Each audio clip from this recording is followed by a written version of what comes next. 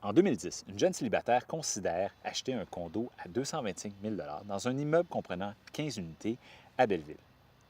À l'époque, elle hésite entre ce condo et un condo de grandeur similaire dans un quartier voisin qui lui se détaille à 230 000 Madame Sanson est en amour avec le condo de Belleville.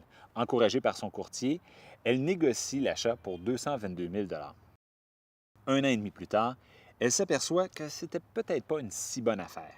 L'économie n'en valait pas son lot de surprises. Quand j'ai acheté, je me suis informée auprès de mon courtier de l'état du fonds de prévoyance des deux condos. Celui qui m'intéressait avait un fonds de 40 000 alors que l'autre n'avait que 12 000. Déjà, ça m'apparaissait intéressant. Ça vous a mis en confiance? Ben oui. Surtout que mon courtier m'a dit que les fenêtres venaient d'être changées et la toiture rénovée. Les fenêtres et la toiture, c'est toujours à prévoir sur un immeuble. J'avais donc pas à m'en préoccuper, puis ça me rassurait. Un an après l'achat, Mme Sanson reçoit un avis du syndicat de copropriété lui demandant 2 500 dans les 60 prochains jours pour rénover l'ascenseur parce que le fonds de prévoyance était insuffisant.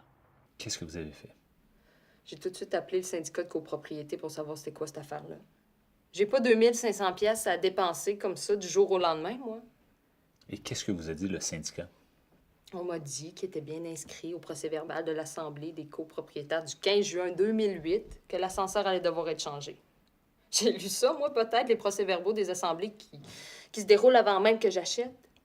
L'histoire ne s'arrête pas là. 2 semaines après la réception de l'avis de cotisation spéciale pour l'ascenseur, Mme Sanson reçoit un deuxième avis, cette fois du syndicat de copropriété horizontale. Ce type de syndicat s'occupe de l'entretien des parties communes entre les immeubles, comme la cour avant, la cour arrière, la piscine ou même le stationnement. Qu'est-ce que vous a dit le syndicat horizontal? Il dit beaucoup de choses. Il dit, premièrement, que la piscine doit être changée. Ça signifie que je dois fournir 3 000 supplémentaires et encore une fois, on me laisse 60 jours pour y voir. Est-ce que vous en avez parlé à votre courtier qui vous a vendu le condo? Oui, Puis qu'est-ce qu'il vous a dit? il m'a dit qu'il comprenait pas. Que le courtier de la vendeuse lui avait pourtant assuré que les rénovations avaient été faites en bonne et due forme et que nulle part dans les procès-verbaux du syndicat de copropriété, il était question de la piscine. Mais il m'a nommé un autre syndicat. Mais j'avais aucune idée, moi, qu'il y avait 2 syndicats de copropriété. On vous réclame aussi une autre somme importante pour la réfection d'un mur de soutènement. Oui, c'est ça. On me réclame encore 6 000 Puis pourquoi? parce qu'il faut y apporter des travaux correctifs d'urgence. Il y avait un problème qui était connu au niveau du mur? Je viens d'apprendre que 2 rapports d'ingénieurs ont été produits en 2008 et 2009 et qu'ils indiquent clairement des risques d'effondrement. Qu'est-ce que vous allez faire? Je sais pas. Je vais voir quels sont mes recours, voir si j'en ai en premier temps. Et si oui, je vais les utiliser, c'est certain. Je paierai quand même pas 11 500 après 2 ans de vie ici, alors qu'à l'achat, on m'a dit que tout était en règle. C'est pas vrai.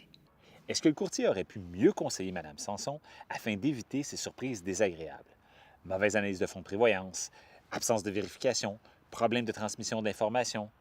Tout ceci pourrait être lourd de conséquences financières pour l'acheteuse. Voyons ce qu'a à dire Maître Jolicoeur.